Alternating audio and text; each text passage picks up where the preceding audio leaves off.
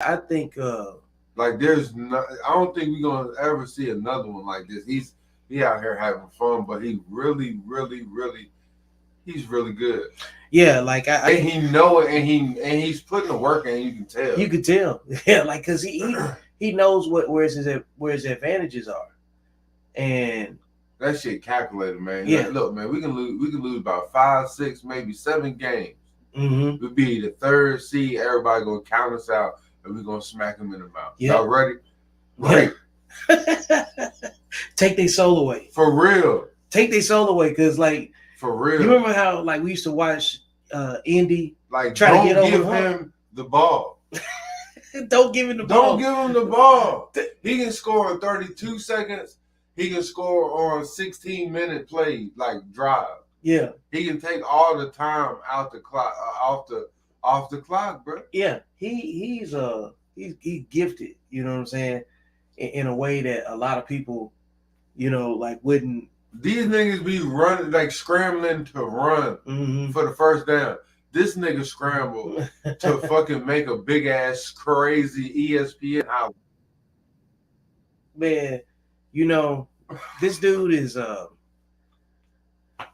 I was saying, I'm like, yo, is he really on pace to be like the greatest quarterback in this generation? Bro, if he win the Super Bowl, he the first one to do it back to back since like Steve Young.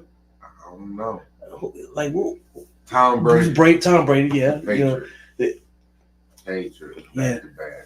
That's what I'm saying. Like. But check this out. What's up? How many years he been in the league? About 6 years, 7 years? I think something like that. Man, he been to the damn Super Bowl how many times out of that? I think 5. 5 out of 6 or 6 out of 7. Something crazy like that. Man, look. He's LeBron James of goddamn football. I can't disagree. I man, like it's he's a more athletic version, man, of who would I say? I think but he got defenders on him, and he's still throwing the ball tight spiral. Only his damn tight end and receiver can get it. Man, look, I don't even know how. Is that chemistry or like how he's seeing the field, bro? Look, that's a good question, and he's doing this shit in 4-degree weather. It's unrealistic in most cases. Man, I'm gonna go ahead. Hey, good morning. Welcome to the Cold Talk Coffee and Blunts Morning Show. Good morning.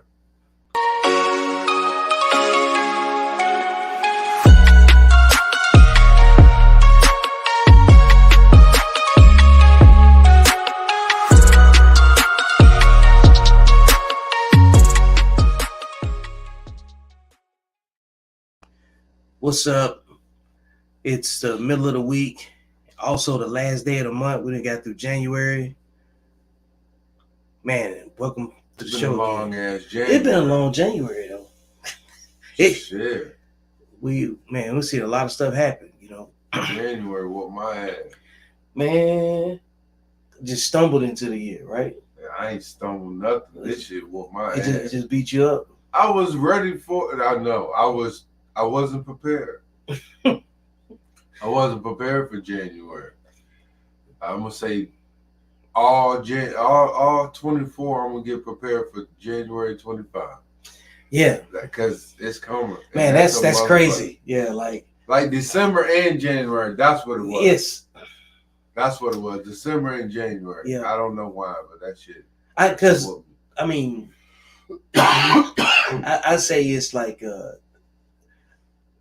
2 rounds. You know what I'm saying? You got a good month and a bad month, right? They always next to each other. Yeah. So you have good month, good month, good month. So you compare month to month, right?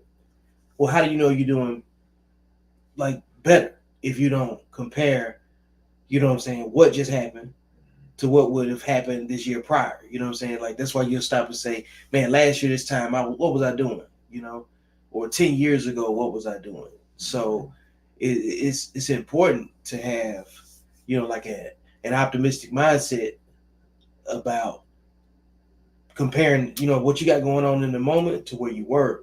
Yeah. So you can kind of bring it back down and say, let me look over the top of this a little bit differently. Because you gotta stay positive, man. Yeah. You gotta stay positive. it's a task though. Even if you gotta, like you gotta give yourself a pep rally or something. You know what I'm saying? Yeah. And you can't do that out loud. You gotta like keep it to yourself. Yeah. And you gotta root for your motherfuckers. You gotta root for yourself. Yeah, like it because I saw a post that said, "Why do men isolate themselves?"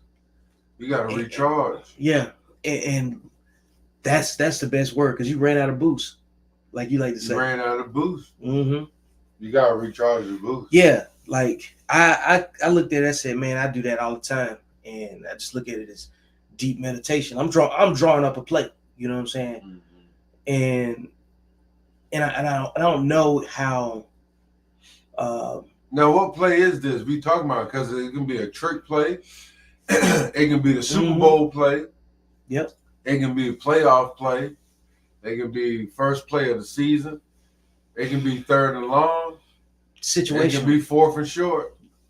So, what kind of play is it? Yeah. So it take a lot of thinking to figure that part out, and especially when you got, like real issues. Like, you gotta take what the defense gives, and you gotta take, you gotta. That's it. You gotta move, live off the land. You gotta live and off so you the gotta, land. So you gotta play by the rules that the field keeps changing to. You know what I'm saying? Because you're moving forward, trying to, make something happen. So there's gonna be some obstacles. You know what I'm saying? That's gonna come up. Like you had the perfect play drawn up for the situation, but I don't know. You know what I'm saying? Something changed. It just didn't work. Poor execution. Disguise. Yeah, poor execution. Yeah, you know what I'm saying? Yeah. You thought it was in man. They come out in the zone. Right. So when you start just looking at your life as a game, you know what I'm saying, and figuring out where you fit, you start accepting things differently. You know what I'm saying? Some people play to win. Some people just play the game just to play. Mm-hmm. Hey, Good morning, Jess. Yeah, like you. Good morning. Good morning. Yeah, like I wanna dominate. Okay, so now you want to dominate. You want to be legendary, right? Mm-hmm. You want to hang your jersey. Yeah. Some people just want to make the team. That's so true. Yeah. Some people just happy that they just made it to the NBA. They can be the last man on the bench. They don't care, but they say, "Look at my basketball." I'm on here. I went to the league. Man, you can check me out on 2K. Yeah. Right. I went to the league. My rating is a 59. And that's a way big difference in somebody to say, "Yeah, I'm coming here to put my jersey in the rafters." I'm trying to get a statue made. Yeah. That person's mentality is going to be completely different, you know what I'm saying, than the others. So a lot comes with being driven, because once you start on your journey, like, you responsible for how far it goes. Yeah, but we ain't the players no more. We got to coach we got to coach ourselves. Yeah, for real, because so like you say, you drawing up the play, and then sometimes you say I heard you say you got to make a play. So you playing and coaching? What we doing? Yeah, you gotta, your will to sacrifice is a lot different, man. When you got something that's gotta happen and you gotta do it in bounds, it's mentally challenging. It ain't nobody you can pick the phone up that can solve your problem that don't already have your same problem. So you need a space to communicate with your, with your brothers. Yeah. So you can just be a sounding board for solving a problem. You know what I'm saying? Or just deconflicting and decluttering what's in your mind first. You know what I'm saying? And you need a clean space to do that. So, like, you wouldn't mop a floor that you hadn't swept yet. Some people do. Some people do, though. Some people like mopping their floors before they sweep. I don't know why, but I think that isolation is what men use to declutter their mind first before they say something that they miscalculate. Because you don't want to say the wrong thing, obviously, but like, there's a difference in just trying to make somebody shut up and then truly give them a solid answer. You know what I'm saying? Yeah. From my level of understanding. If I don't understand my own situation, yeah, let me run it by somebody yeah, that I can trust, that can give me some sound advice. Yeah, because sometimes, bro. Because I'm spinning wheels. Yeah, and if my wheel's spinning, you definitely spinning. Right. Because it's affecting it's affecting things at that point, you know. So like trying to get that thinking space is very fragile, especially when you only got access to certain people for whatever time it might be, you know. Right. So like we both got a lot of time to ourselves, you know what I'm saying, and so like we get a chance to do this from week to week, you know, and when we link back up is shared experiences because we all got the same type of, you know what I'm saying, situation as veterans, men that are getting older, you know, planning for what 65 is going to look like.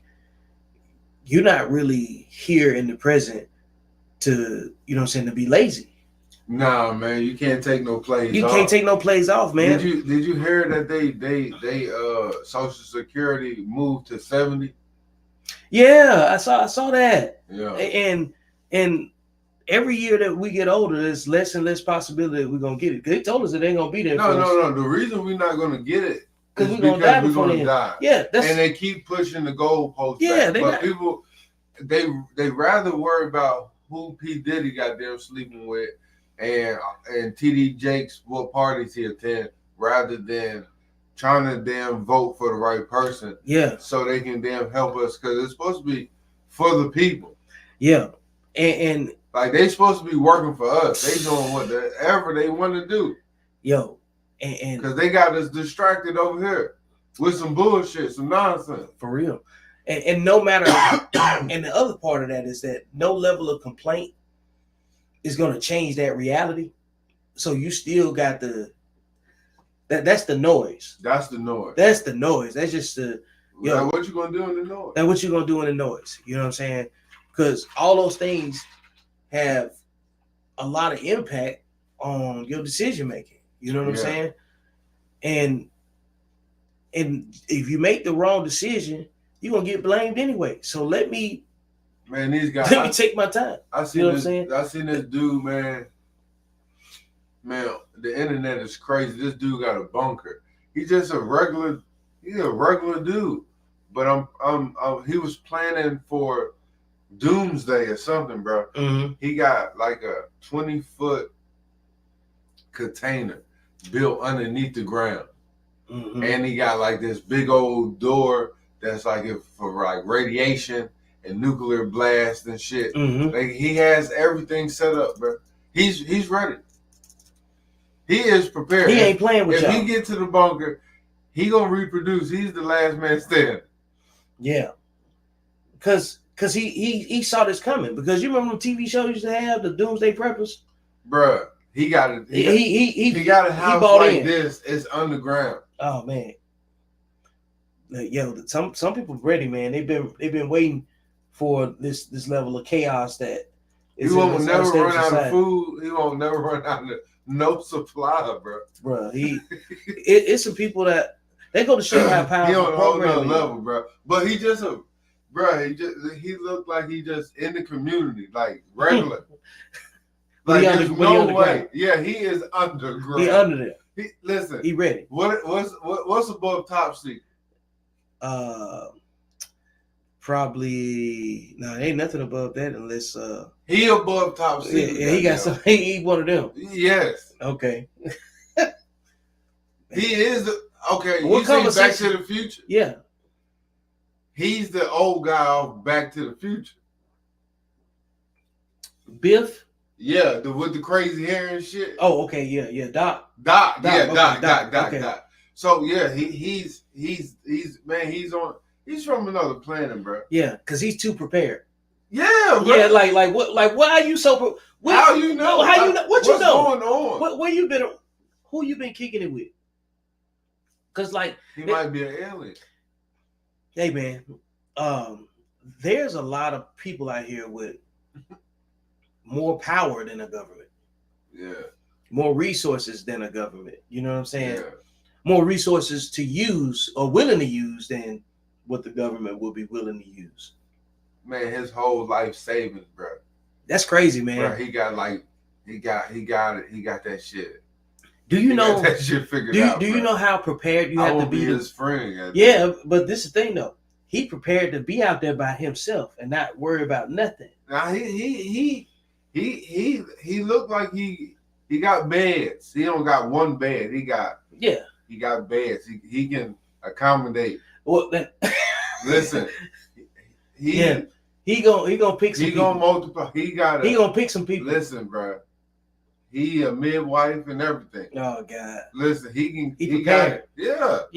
I'm pretty sure he can cut down the tree with a chainsaw and deliver a baby same day, and cook a meal. Like, yes, bro. The nigga is something serious, bro. Yeah, we gotta look that up and watch that. Man, we gotta do some watch parties. You know what I'm saying? Some of this weird stuff that we be coming by. Because man, there's some people out there prepared. But is it weird though? It's not. That's what I'm about to say. That's what I'm about to say. I don't know. 20 years ago, it was like they got these crazy doomsday prepper shows and all this stuff. Yeah. And then now, look what you're talking about. And no, like look at what's happening. Like, and then look at everything that's going on around it. Nah, for real. Check this out, man. Mm-hmm. For real. If you think about it, like it's like a bigger gap in between the rich and the poor. Even bigger. And if you think about it, it's going to continue to get bigger. Well, that's what they said. It wasn't no middle class. And then Elon Musk he got the chip in the brain. Because the first one was done yesterday. Oh boy. So I'm saying the future, and then they making these movies. Man, look. Especially with this AI stuff, man. Like they making the movies of the future. Yeah. Like I Am Legend. Like they've been made that shit. Yeah. But if anything's to happen, like if we go to war with another country, they got some shit going on, they can knock us off. Like it's only 8 billion in the world. It's not 8 billion in the fucking US. You see what I'm saying? Mm-hmm. Man, you know. So that's what I think they already kind of, because the rich people got tickets to go to Mars and they got bunkers that they own oxygen. They look like it's like a whole world underneath the ground. But this man, he's just a regular dude. You go like into like his little shed and he open up the little latch. He go down like 20 feet down. And this nigga got a whole underworld.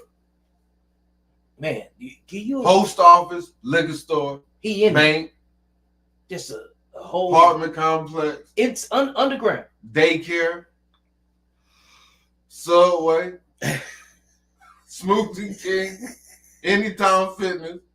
It's some people got some information out here, man. Like I don't know what they talking about, what they seen. I just need to know how much money he got, man. And how he know. What he know? All I'm saying, he might be the modern day Noah, because he prepared for some biblical times. Yeah, he prepared for something. 3024 PC. Not BC. Yeah, he went to the PC. He went to the future and came back. Yeah. Now he just waiting on it. Yeah, he know what's going on. Like he's Flash. Yeah, he might be that. Yeah, because there's some time travelers out here, man. You believe that? I gotta believe everything. You know, I'm open minded to everything underneath any conspiracy. I maybe 10% believe it, maybe 85% believe it. I'm open to suggestion. That's how I am. Can't never be closed out. I got a theory. What's up? About it? Because you started this time travel. Time travel is a big deal for me. You know what I'm saying? Because I look at history like that. Right. Okay, like there's nothing that any potential leader or any former leader said that hasn't at some point reappeared again. Because if you put out some legendary content with something that everybody can, you know what I'm saying, lock in with, and immediately put it in their mind, and then it changes the way they approach things, how they think things, and stuff like that. That type of stuff turns you into a time traveler. That's why history is so important. You know what I'm saying? So it's like different frequencies of time travel. I see what you're saying. You know what I'm saying? Because like we still like think about I see it. what you're saying. We still talking about things that Martin Luther King said, Malcolm X. And why is it so relevant? And why is it so relevant? Yeah. Because they unlock something Yeah. that lets you see the world differently. Yeah. When you start seeing how important your time is, right, then you understand why people that behave a certain way, their time ain't as precious in some areas as it is in others. Right. So understanding time and like where you were, you always talking about your past, where you want to go in your future. We time travel all the time, bro. Yeah. You can't get to the future if you don't time travel. Yeah. Because if not, you just sitting there. If it's like that stage on Mario Brothers where is the whole stage is moving, so you got to keep moving. You can't sit still, and then you get crushed behind the flower pot. You know what I'm saying, or the plumber. You know. Yeah. So I think in general, when you trying to make a play, is because you already counted the next 3 things that you was gonna do, and this is part of it. Like this, I got to make this play to make the next 3. You know what I'm saying? Yeah. This is gonna set up almost like exactly. Yeah. Playing pool or it's like playing pool. Yeah. Or playing checkers. Yeah. Yeah. So that's literally the way I play the game in my life. You know what I'm saying? It's like I got to be adaptable because I'm responsible for certain things. You know what I'm saying? I got stuff I want to see come to fruition, so I got to be disciplined, right? And like execute better. You know what I'm saying? That's just it, man. You got to be. I don't like all of this watered down talk about everybody being a coach. Like I prefer to be. I think like a tactician. You know what I'm saying? Like it's like, no, I have to destroy this right here. I can leave that one alone. I just pick and choose. You know what I'm saying? But when you playing a game, you got to be played with. You know what I mean? Like you playing a game, you maneuvering on the board, but because you got to interact with certain people, you have to play their game a little bit too, because you fit into their puzzle or they fit into yours. I mean, yeah. But if you think like a tactician, you know what I'm saying? If you actually got like something you're trying to accomplish purpose-wise, you got an objective you're trying to get to, you have to be so self-aware. You want to hit your target. You got to be so self-aware. You know what I'm saying? That like you have to lose sleep sometimes, or you sleep longer than you expected because you just take what the terrain gives you. You know what I'm saying? Right. It's raining right now. We got to be outside. Right. And ain't nothing we can do about it. You know what I'm saying? It's hot right now and ain't no shade. Right. Can't do nothing about it, right? Yeah. But we still got to get over there. We still got to go. We got to go over there. So what's more important right now? This weather, or we got to get over there. Yeah. You got to start making decisions. No, sound like hard decisions, but that's the only decision. Yeah. So it's not. Yeah. So I think when you play a game, nobody cares if it's a hard decision. Yeah, you can't. Whatever. We can't even really worry about that shit for real. For real, yeah. That's you just another distraction. Your objective is to. We still got to go over there. So what we gonna do? Sit by here, any means. Yeah, we're gonna sit here and talk about how the problem happened. Yeah. You know, I can use that energy. We can do that later. Over there. We can do that later. We can revisit. But right now, we got to make a decision, or we got decisions to make if we want to make it to where we're going. So I seen an interview with Christian McCaffrey. He did a podcast, and he said, his dad was in the league or whatever the case may be. Yeah, he was good. Oh, Ed McCaffrey. Yeah, their whole family a bunch of athletes. Yeah, and he got a little brother that's a quarterback or something. But anyway, listen, this dude say they would ask him, and he say, how was it like growing up with your dad, and you think it shaped you to be who you are today, or you didn't really listen to it? Like can you just tell us just a little bit?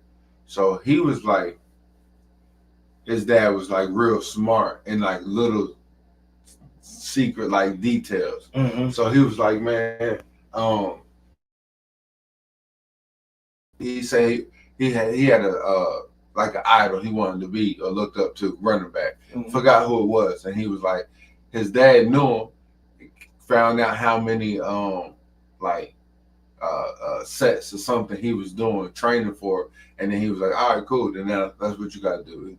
Then he was like, all right, cool, I'm gonna do more, because if that's who you trying to be, or you want to be better than him, so you got to do more. So he was like, all right, so I'm gonna give you an example. He was like, I was in school one day, we had to go to like it's like it's a prep school or whatever. Mm-hmm. We had to wear a certain like uniform, and it was like raining, and it would be heavy once it gets wet or whatever. He was like, man, you can wear that, but it's gonna tire out your legs, you know, because if it stick to you, that's just using more energy.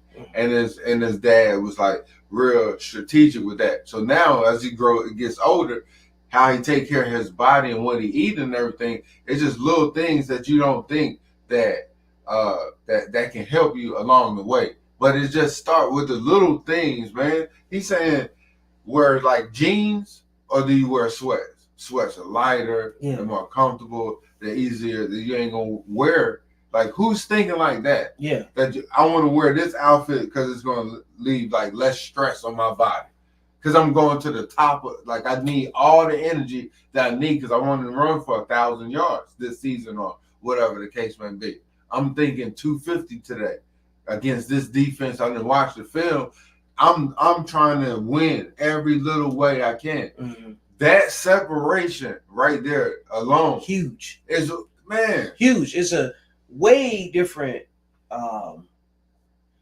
It's a way different level of thinking, because, like you said before, some people just want to be on the team. They just happy to travel with the squad or know some people. Or whatever, right? Yeah. They might be 2 plays away from being a trainer. You know what I'm saying? Or he's on the practice squad or something like that. High school head coach. Something like that. Yeah, for real. And then you got this one dude that's out there, just a pure professional, been bred to be a professional. Like, you can't like everything that he does is probably intense. Yeah. You know what I'm saying? And like Tiger Woods kids, you see the way his son is swinging that club. Mm-hmm. You see the competition, you know what I'm saying, between him and his dad. Mm-hmm. That's something to see, because it's showing you the direct influence. If you leave the kid with the father, look at what, you know what I'm saying, like that time, that purpose, that structure, right, that he operated by. Look how fast his kids have absorbed that. Yeah. And they're gonna be some elite golfers too. You know what I'm saying? So you cannot. And they're another thing, they're sponges. Like a lot of kids, like a lot of parents don't understand that their kids are watching them and they're picking up the words, the body actions, language, the body language, everything that they doing around, all of the mannerisms. They already kind of shaping them into. Then you like, where you learn this from? What you mean? Because we just brought up Tiger, and you know what I'm saying, his son, he walked like him. Yeah. He swing a golf club like him. Yeah. If he doing that on just body language, you can't convince me that your child learned something completely, you know what I'm saying, on their own. Yeah. You know what I'm saying? Without your influence in it in some type of way. Like people be good or bad. People be wanting to go to the NBA and like think about it. They don't even train though. Like if you go to school, you got 8 hours a day. Mm-hmm. So, but what if you just train for 8 hours a day? You be Kobe. you be Kobe. That's the difference. Like, remember, like all the videos you see of Kobe, you know what I'm saying, showing back up, and after the game, everybody at the club, he's still coming back. Come on, everybody got the same story. Played 48 minutes. Everybody that talks about Kobe that played it, that's played in the league, had the same story about Kobe. Oh, he was in the gym 4 hours before me. He will run in the morning 4 miles. I'm like, damn, before practice, and then coming there killing him. But like when I used to, like when I was in the Army though, and I understand that mindset. Like I would go to the gym and you know what I'm saying, before PT, and then do my thing at PT, you know, because I was taking it very seriously. You know what I'm saying? Because if this is feed me, then I need to take care of me so I can, you know what I'm saying, get the most out of it. Yeah. You know, because if I'm getting this at a bare minimum, I'm getting my needs met, I can think. Yeah. You know what I'm saying? If I'm disciplined, I'm gonna maximize that opportunity. Yeah. If I'm undisciplined, I'm gonna go blow some money.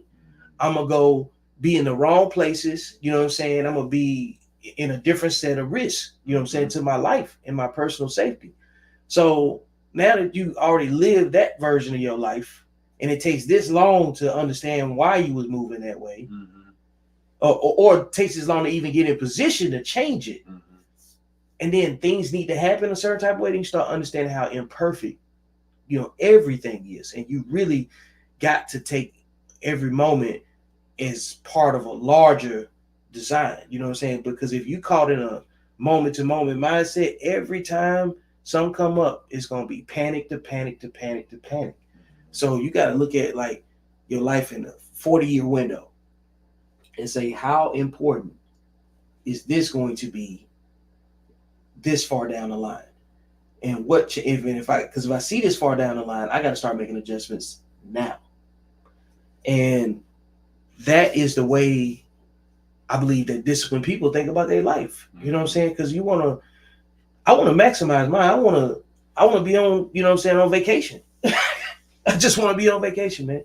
Yeah. Like, I just want to travel, do this thing that we're doing right here on this podcast, and grow this, and enjoy my time. You know what I'm saying? And in enjoying my time, I got to watch the clock so I can make the right plays. Yeah. So all of this is like, it's all about the ball possession. It's, man, look, what you doing with the ball, man? You take the ball away. Your own. Little strategic, man. Keep the ball away from the defense. Yeah, man. Somebody has to think that way. Yeah. Somebody has to think that way, and then you got some games that you're gonna turn the ball over. You're gonna fumble. You're in a slump. Yeah, you might lose a couple, but shit, I mean, it's a long season. Yeah, and especially when you only looking at it in, that's why I say the window of how you looking at it. Yeah. If you really believe that you can win, you accept what's going on right now. You make your adjustments. Make it. You retool yourself. You gonna work on yourself by yourself too. Because when the off season, you got to still go find your own trainer. Yeah, but this is what you're saying. Like you gotta almost look like just a peek into the future, so you can see what it looked like. Yeah. So when you get there, you know what I mean, it's everything that you already imagined. That's then you just back playing. Okay. Yeah. What do I need to do to get there? over that? I need to get over that. Yeah. We keep losing in the first round of the playoffs. Yeah. What we got to do? Who we got to do? Yeah. You know, because we just need to make a couple tweaks. Yeah. Because we wouldn't even be this important or this relevant in the conversation if we didn't have one or two plays that could have went our way. If we correct this mistake and it changes our field position, and then we got to call this, and then, you know what I'm saying, and we get out of sync and you disrupt the timing and the execution, then we need to clean up that. Yeah. What's causing us to do that? Right. And when we figure that part out, and it's either somebody's overthinking it, and somebody is, go back to discipline. Hey, I'll go back to discipline. So the team you gotta wait. Ain't gonna have a whole lot of penalties. And that's why you gotta let the person that's responsible for solving the problems go draw up the play. You know what I'm saying? Let them do their job. Yeah, because we don't want to be responsible for not performing. We don't want like we brought you on the roster. Yeah. You know what I'm saying? Yeah. So like, how am I bring you over here and I don't do my job? You know what I'm saying? So we take it personal too. I mean, because you have to. Because if we keep losing, then shit, they're gonna get rid of my ass. They gonna get rid of me. Look. But what if you're the owner? What if you're the owner? What if you're the coach? And what if you're the player? And you gonna throw the GM in there too? And the GM. You all of that. You can get them all wrong. No, I'm saying you individually. Yeah. You all of them. Yeah, and that's what I'm saying. Like, Yeah. even if you all of those, you can hit a streak where you just get them all wrong. Because we just seen some franchises in sports that just never get it right. Yeah. And at the while, you got to understand, like, are they intentionally staying there? Yeah. Because how long do you really want to lose? Well, okay. Some franchises don't want to win the championship. They just want to be relevant. Yep. Sometimes they just want, man, I made a profit. Yeah. And I'm cool. You know, you ever heard of Red Team? Red Team. It was like it's a group. What they do is they go to different organizations. Mm-hmm. So let's just say you represent, I don't know, pick a team in the league. Somebody that's not going to the playoffs. What league? NFL. Shit, the Panthers. Okay. Shit. Okay. Do you think, it's a simple question, right? Do you think the current state of the Carolina Panthers, that the conversation in the locker room sounds like what's going on in the Kansas City Chiefs locker room? No. You see what I'm saying? Because like they did this, they went to the Chiefs, the Patriots, and I think the Jaguars, if I'm not mistaken, and in no particular order. And in each one, they asked the equipment manager, what's the goal of this team and this organization? Whatever, right? One of the equipment managers was like, yeah, we hope to win 7 games and, at least get a wild card. Mm-hmm. Then they asked somebody in the because it's realistic. Because it's realistic. Yeah. In their position. Yeah. And the Patriots. And then they go to the Patriots and they say, oh yeah, we looking to secure first round buys and win the division, close it out, way different conversation. They thinking about getting to the divisional. Right? Yeah. You know what I'm saying? They think about to the Super Bowl, conference championship. They're already in the conference championship. AFC championship or Super Bowl. Yeah, whoever this is right here. Whoever beat us probably gonna win the Super Bowl. Yeah, exactly. So they go out there, mindset, my scheme on your scheme. Yeah. And I believe 1,000% in mine. Yeah. And I know you're gonna make a mistake. Right. So I gotta make less mistakes so I can take advantages, take the right advantage of their mistakes when it's happening in the game, of course. You know what I'm saying? But if I don't do that, I gotta go out here and play some dirty game. You know what I'm saying? I gotta make up for, what I didn't train for. Right. So to even be in that situation, you got to have a different level of situational awareness about yourself, because that's what life is, man. It's like, when they say stay ready so you ain't got to get ready. Right. And that's part of that, bro. Right. Like, you got to have a different way that you can shift, especially as an entrepreneur, when you're doing everything off of what you know how to do. And then you still got to take some chances here and there. And every loss that you take in there, you earned it. You ain't got nobody else to blame. You can't say somebody else did it to you. Of course, you know what I'm saying, that there's some variables, some bandwidth with that, But in general, you have to be the first person to take ownership of what did or didn't work. You know what I'm saying? Mm-hmm. And, I think that's a way different mindset than what, some people don't all have the same goals. Based on goals and outcomes, the way that you go about your principles and how you set your boundaries is going to vary. Because if you don't want what I want, you're not going to understand why I make the decisions that I make. Right.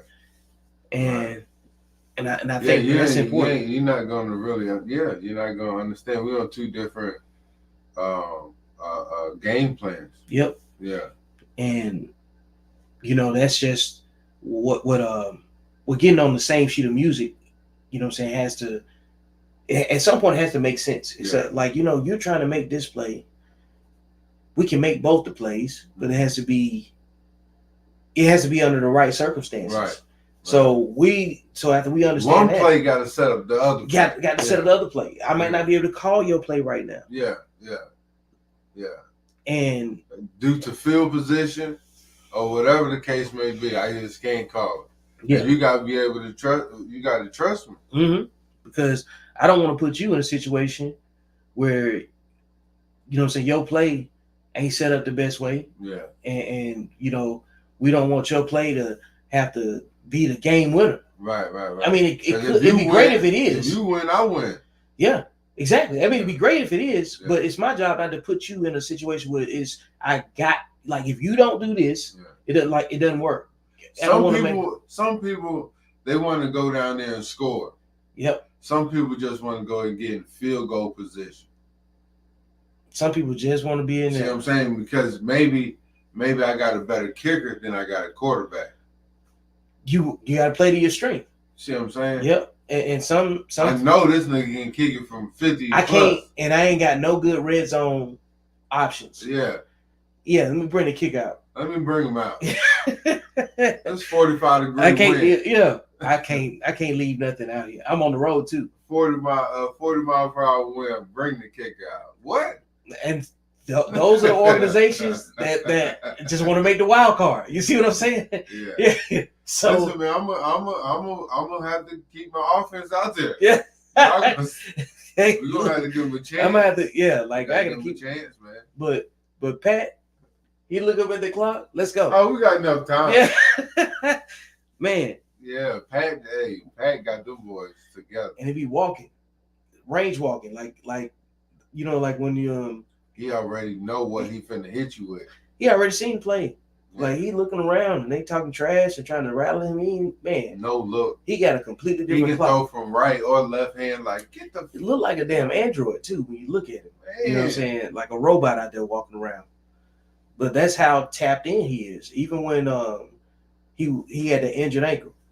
Man, that was nice. That was crazy. That was nice. I think all they did was just retape it. Mm-hmm. I don't even know if they gave him a shot. They just retaped it. He just went out there limping, surgical with that shit. Still surgical. He said, "I don't need this foot." It's like a mixed Peyton Manning. Yeah, like hey, I don't need this foot. I got this shoulder. It's like if Peyton Manning had mobility. Yeah. I think. Look, when I'm thinking about that, because man, he better than Peyton Manning. No, that's what I'm saying. He already better. That's why I say he mixed. And then he got mobility. Yeah. And like I said, he scrambled to set the pass up. He don't scramble to get the first down. He just buying more fucking time. And the more time back there, and you don't tackle him, first down. Major special catch, ESPN highlight. How the hell he see that? Scrambling. It don't make These sense. niggas 400 pounds and they fast. They on my heels. I still got enough time. They work out and they still fat. On purpose. And they still fast. That's crazy. Yeah. And they the same height as you. Same height. So when they throw their hands up, you can't like we couldn't go out there and do. He throwing shit like in between people's arms before they can get to close it. Like going right between the face masks, not even hitting nothing. You know what I'm saying? I heard that motherfucker. It go right through the earlobe. If the NFL was the Matrix, he'd be Neo. Yeah. That's a special individual. Yeah. He John Wick. Yeah. He John Wick with the Rock. John Wick. For real, hey, surgical. Like it don't even look right. Man, is he winning the Super Bowl or they giving it to Brock? I don't know, man. I don't think they're giving it to Brock. They can't. I don't think Brock got enough. Look, you're not finna beat that. Because he beat them last time they played. Dog, I'm gonna say something, man. I'm not betting against Pat Mahomes. No, I can't. That is when you. It's irresponsible. It's so irresponsible. It's irresponsible. It is completely irresponsible. It's like disrespect. It's so I don't care where you put him up against. Yeah.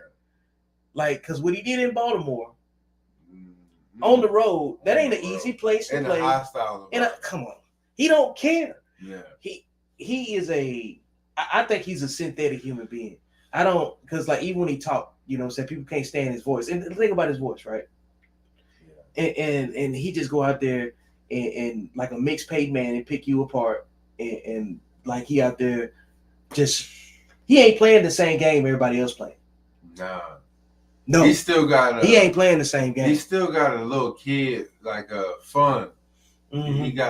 He got fun. Like it's entertaining to watch. Like you can't if you root against them, you're a hater. Mm-hmm. Like it's good it's, to it's see. It's good to see. Yeah. Like, yeah. Some got to be wrong with you. I could just sit down, didn't watch football all year. This motherfucker playing. Oh man, I'm a fan. Yeah, like I'm a fan of. What is this? Who is this guy? Number 15. Oh, I'm gonna get his jersey. Yeah, he'll make people a fan right away because, like, I think he's a generational talent. Easy to say, in terms of like what he does. You know what I'm saying? To put his team in position to win. Easy first round Hall of Fame. Yeah, first ballot already. Yeah, and like think about the types of turnovers they overcame in the games. Look, bro. Like fumbling at the goal line. Bro, put anybody on the team. I'm winning with him. Yeah, he don't care. I'm standing on business. Like team crazy. Anybody. Take my best target away. Don't pay him. Put some. I don't even know who these niggas is. I don't care who they lying. They making fake burner accounts. They looking real childish. Mm-hmm. Put them on the team, I guess. Yeah, I don't care who's over there. Give him a number. Yeah, like, and he probably ain't even asking for nothing. Just give me somebody to throw to over there. Yeah, like just find me another receiver. Yeah, he can get whatever he want right now. My job is to win. Whoever on the roster, my job is to elevate their game. Mm-hmm. Period. Yeah, like if you're an offensive line, stakes on me all season long. He can look at. You don't got to worry about eating. I got one for you. I got per diem. I got one for you. I got a cola stipend for you. How many quarterbacks can walk in their locker room and say, "I'm gonna make you all Hall of Famers"? Not too many, man. He already got the big red. He going down. Shit. Like how many? Like the old line. They not even really good like that. They play their best at this time. But he one of them players that can like walk December, in the locker room. January, February. This is time. This is when we cut it on. Yeah. He probably say, I'm gonna lose 5-6 games, so y'all can figure out what y'all want to do. Yeah. You run whatever schemes you got. Yeah. At this stage in the season, is mine. Yeah, because we're gonna see y'all again, and we're gonna take away whatever y'all thought y'all was gonna do again. Yep. Yeah. Because and that's what I'm saying. Like we got 15. I'm trash. I just got elevated from the practice squad. I'm finna play. Listen, I don't even got a damn. I don't even got no locker. No, I got a bag. Everything I own in the bag. Everything is with me in this bag. I'm talking shit to everybody. We got 15. 1-5. Yeah. I'm going out there with the robe on. I'm taking all the damn interviews because we got 15. Yeah. Because like when you on a team and there's a chance at being great. Yeah. And all you got to do is don't take away. Right. Yeah. Like you get the benefit from that too, because right. you helped. Right. Now, you got to be careful. You know what I'm saying? You can't talk about too much because you ain't 15. Yeah. But you ain't. You ain't 15. You ain't. But if we got him, be respectful. Yeah. You know what I'm saying? Sure. So, because like it ain't that many people that you're gonna be around that feel so greatly about themselves that they willing to make room. You know what I'm saying? To take other people with them. You know what I'm saying? Kobe did it. MJ did it. LeBron done it. You know what I'm saying? Like it's a very, very small group of people that can walk in and say, I will make you part of the greatest segment. Curry did it. Yeah, I will change the era. Yeah. You'll be part of the era if you buy into what I'm talking about. Yeah. You know what I'm saying? Like believe in me and I got you. Correct. You know what I'm saying? Believe in yourself like I believe in me. Yeah. Because I know what I'm supposed to have. Yeah. I already seen it. Do your job. Yep. Like it ain't that many people that can walk in, you know, and get someone to buy into that and get that outcome, which is why I brought up the different teams, because each one of the teams ain't ain't making the same plays. They're not making. Because they ain't got the same personnel. They don't have the, but they have to have the personnel. You gotta have the discipline. See, this is what you just said. That 15 be making all these guys better. Like these other tight ends, they gotta watch Kelsey. They want to play, so they gotta get on the field. So when I'm on the field, I gotta make this play, or I ain't never gonna get on. I'm never gonna get on the field.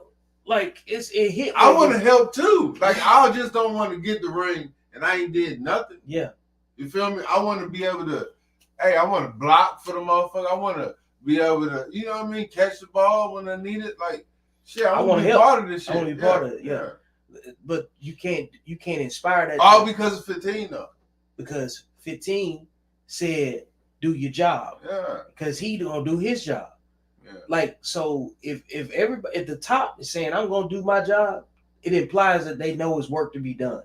Yeah. And they ain't scared to get their hands dirty. And I'm gonna get, you know what I'm saying, they're gonna get their hands dirty in front of you. Right, you know what I'm saying? Right. So that's you gonna get a way different response. Yeah. Out of a person that thinks like that versus like, yo guys, we did our best. Yeah. We'll try to come out next week. Or just let's see, like, okay, the defense is just out there and they just looking at the offense that's running they shit. And then I'm amazed. Like, I'm glad that we don't have to defend this shit. Yeah. You know what I'm saying?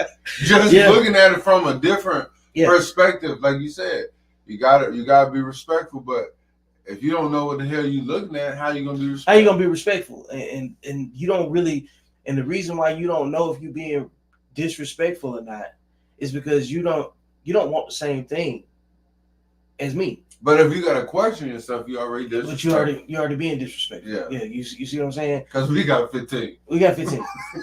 We got 15. We don't have the problems that they have. Yeah. Like, because we got 15. Because we got 15. I know he a problem for us. I see 15. Yeah. Imagine what he do in practice. You know what I'm saying?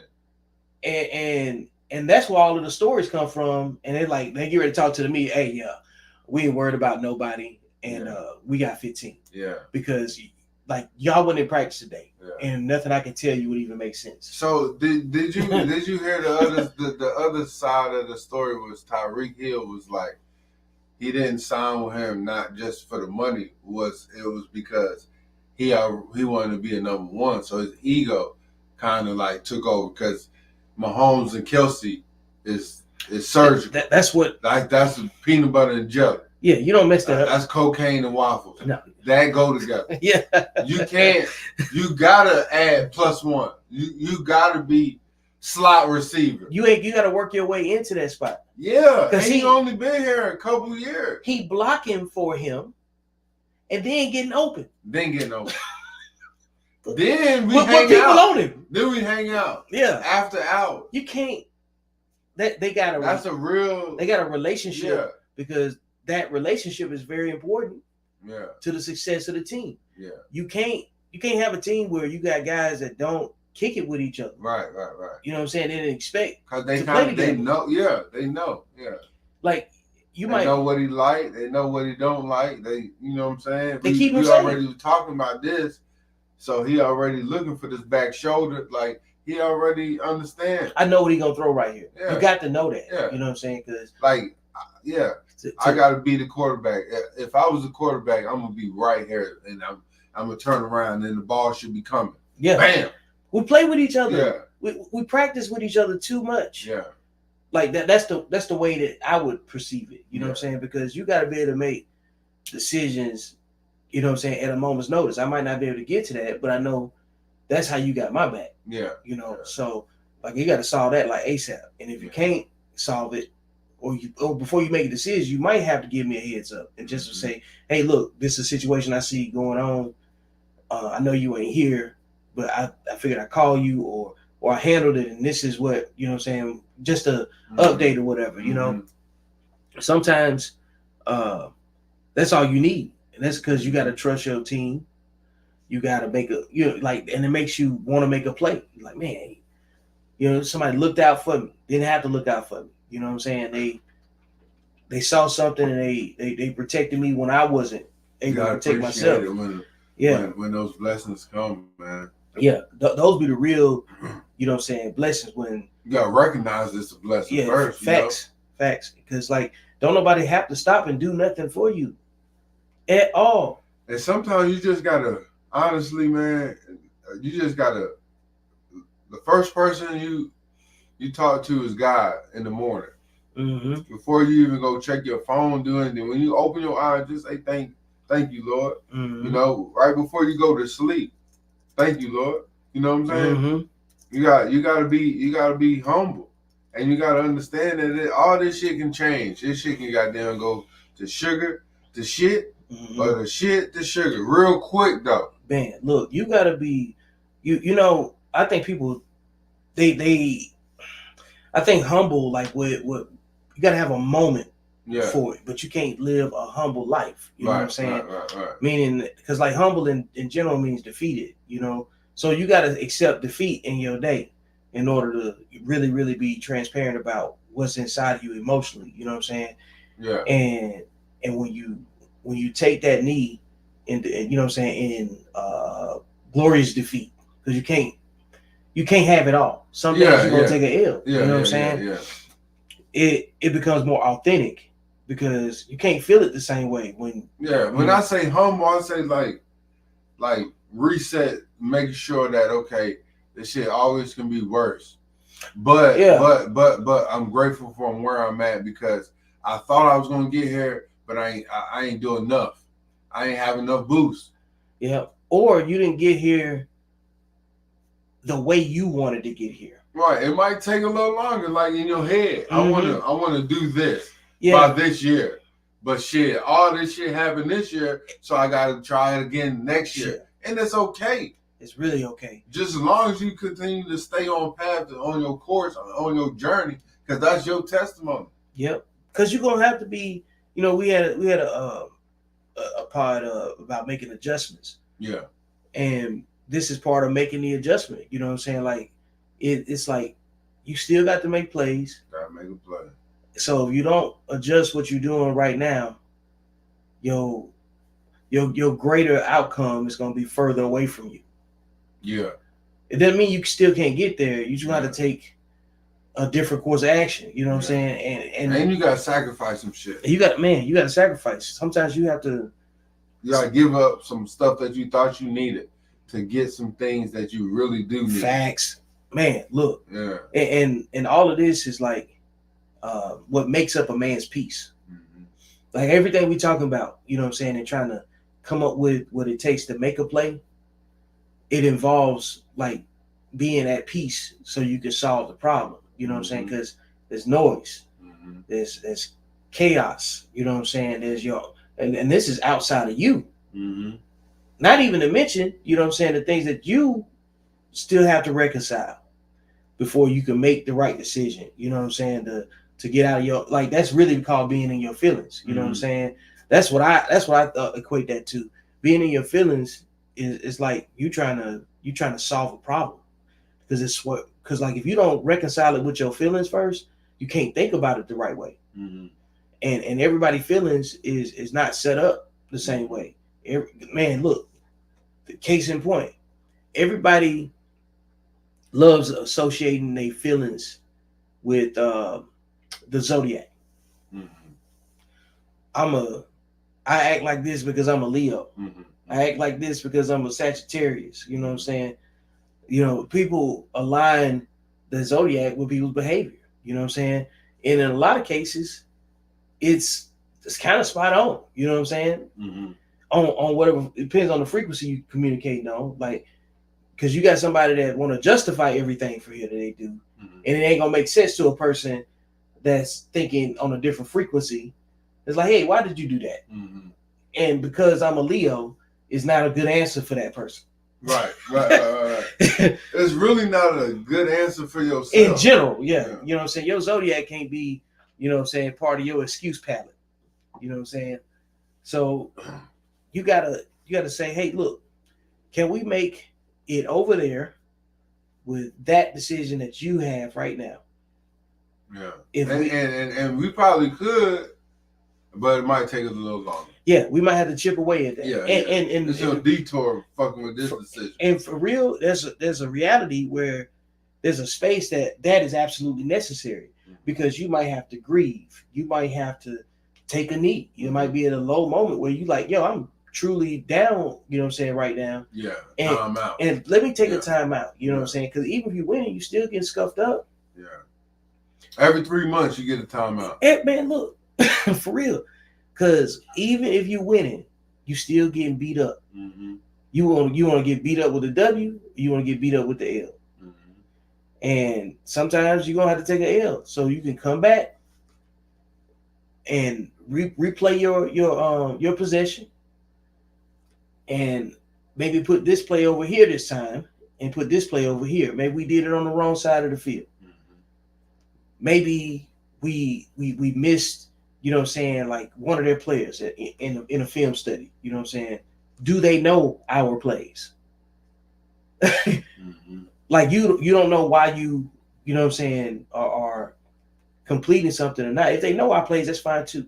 Yeah. Now we got to out execute. Yeah, we got to. Now I got to give you one more move or something. You know what I'm saying? I got to put the, you know what I'm saying, put the running back over here, or tell somebody to come off the line and go in motion. Yeah. I might need to just make one person look a half a second too late, and the ball already passed. Because I know we're going to fake it going to the right, we're going to left the whole time. Come on, whole time. Yeah, so you got to do the opposite sometimes. Yeah. And it don't take much to make a play, but you got to be quiet first. Yeah, you might hit him with a reverse. Man, come on. And if you don't, I might have to go silent. Mm-hmm. Silent count. There's too much noise. I can still make a play even when it's silent. Yeah. Yeah. Because I'm adaptable. Yeah. And that's the way, when you really in control of your life, you don't take for granted what you can extract from anything that you're learning from. You know what I'm saying? You gotta take every day, every play as a learning lesson. How I get better. Mm-hmm. You know what I'm saying? Yeah. How I get better as a coach, as a CEO, as the GM, as a player. Yeah. How I get better. Yeah. The agent. Yeah, because it could be the support team. Man, look, like Taraji. Like you talking about support team and stuff. Like I've been seeing people compare her situation, because it's been an ongoing topic, about how she's But everybody that worried about her make less money than her. They do. That shit crazy. Yeah, that shit, and one of the things that they were saying is like her team is probably part of the reason why she's not getting the success that she's supposed to get. You know what I'm saying? I mean, of course, but how long do you have your team before you realize that I got to switch it up? Yeah, you at the old version of the Lions. Yeah, we already know what this is. What this look like. What you know your whole playbook. What conversations are being had between her team that's different than people that work for Denzel to set him up? Yeah. That set up Samuel L. Jackson, because all these people got a team around them. Hey, and you up there, you can reach out to the other sister girl teams and see what's going on. But you might think you got it going on with your team, with what you got, but you really don't. Yeah, and that's why like a lot of this stuff you losing boost because you're doing too much, and then so like when you're doing it by yourself, you're not doing enough. You got to streamline it down. And even when you get it down to where it's just something that you could do, you still see that I still need people to do this too. Or just this is what I learned. You just got to do the damn work, man. Man, that way you know what just you're missing. Do the work. Like, don't ever be so big. Like God is going to use people. You don't know if He's going to use you or not, but you got to just go do the work. Sometimes, what if you just felt like you was too big to do this, and you just trying to like, if you did this, and it might be a Tubi movie, but go do it. Just keep on doing the work. Yeah. Like, let your legacy speak. You're going to get, like, Dave Chappelle, he done left all that money, and then he just went to comedy clubs, just doing the work. Then everybody already know him, and they kind of like selling out every time. Mm-hmm. So he slowly but surely was getting the money. Then Netflix called. Hey. Yep. Then now all the money that you thought you lost, I'm gonna give it to you 3-4 times. Yeah, I done tripled it. So all you gotta do is just do the work, man. Facts. Just continue, just do it. Just blind faith. Just believe in him. He just wanted to see that you believe. I didn't create it all that you still don't believe. You disrespectful. Real disrespectful. You ungrateful. You see what I'm saying? Yeah. I give it to you, I can take it away, but you just ain't doing the work. Now all of a sudden, you know what? You know what I mean? I'm Taraji P. Henson. I don't gotta do this. Like, who told you that? Just do the work. Do the work. You know how many movies Denzel did so he can get here? Yeah, because a lot of the actors were like, you go in. Just like, don't do no bullshit. Man, like Tom Cruise is a great example of that. Like, meaning like all the movies. All of the movies. He was working. Like he got significant franchises, and he's a staple in that community, because look at the distance he's willing to go to produce a quality product. Mm-hmm. You seen the stunts that he does? Mm-hmm. Like, and he's almost 60. 60-some years old, yeah. He is he not like I don't know why he would do it. He's at that age. Yeah. Anything over 35 stunned up. Think about how think about the type of shape he got to stay in. Because you can't get lazy. No. You got to be so on point. Like, he flying fighter jets. Yeah. He been building up to this for 30 years. This has been his baby. Yeah. And then on top of that, the Mission Impossible franchise. Yo, I did not even really notice and keeping the whole shit was. And that shit good. Keeping the whole team together. Damn, Mission Impossible. The mission, and think about how much is improved from the first one, because you know, like, you had different CGI and stuff like that, and whatever, you know, you had whatever opinion you got. Keeping the team together over what, a 20-30 year span of time. I don't know how long it's been, but it's been a hot minute. And then now you still doing them. Like, the last Mission Impossible movie was dope. It was dope. And then there's another part to it that's coming.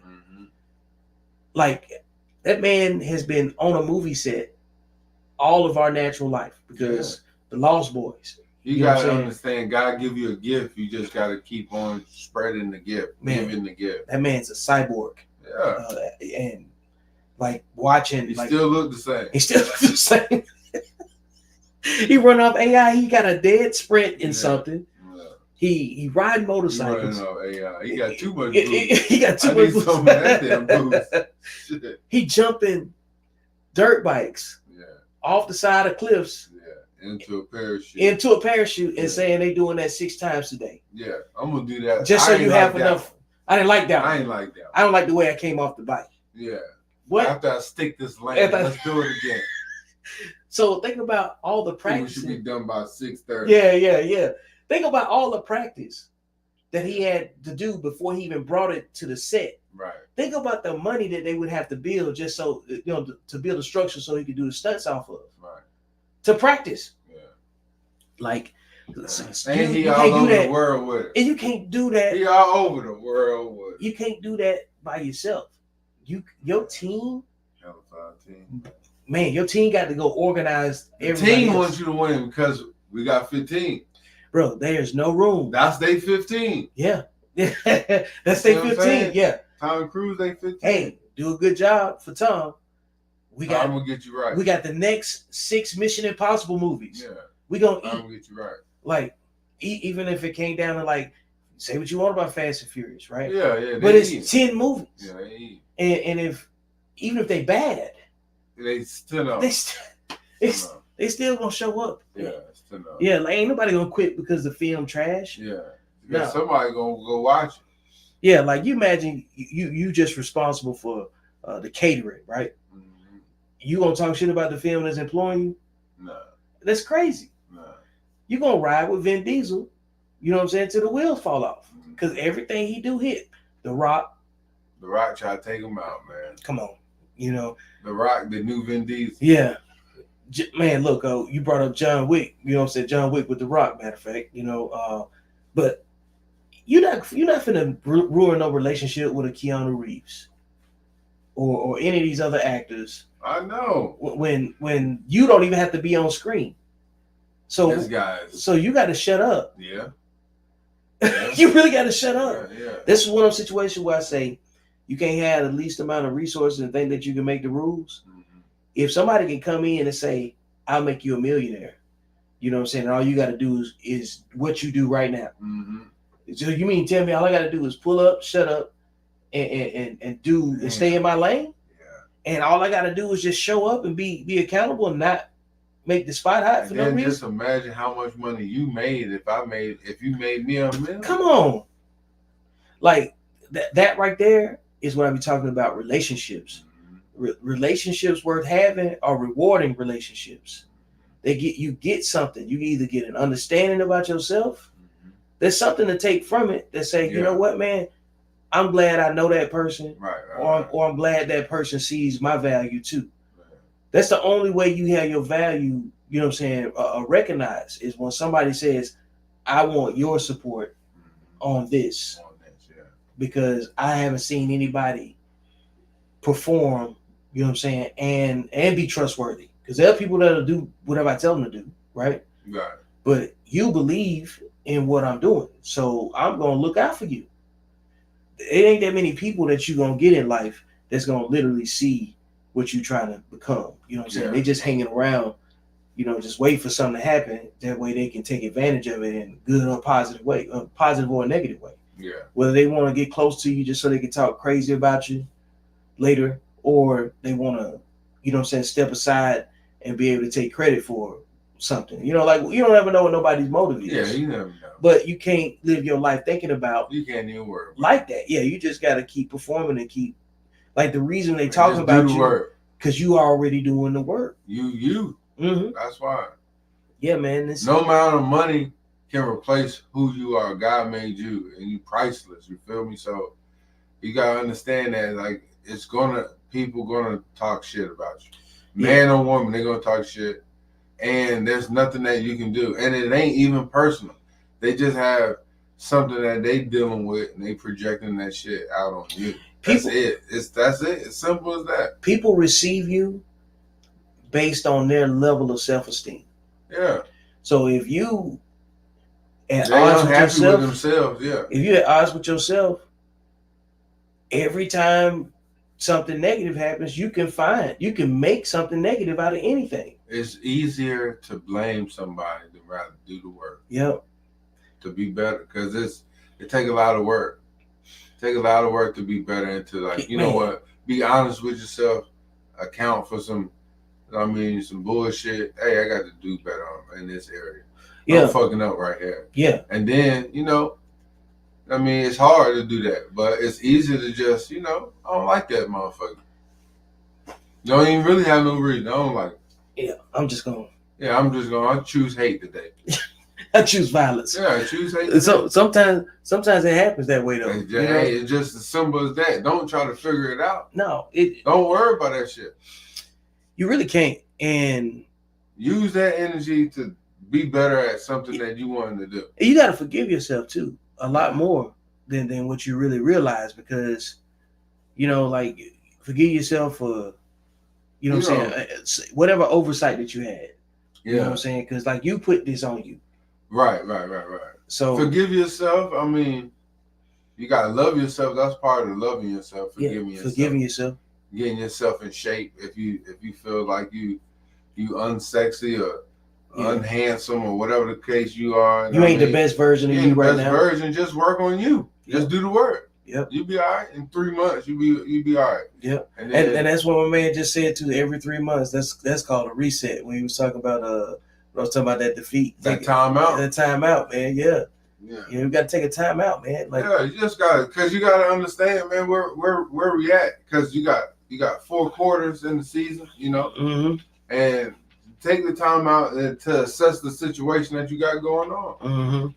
Mm-hmm. Is it beneficial? Right. You gotta figure out, are my emotions the the pathway to solving this problem. You know what I'm saying? Because they part of it, but sometimes you might have to solve a problem emotionally.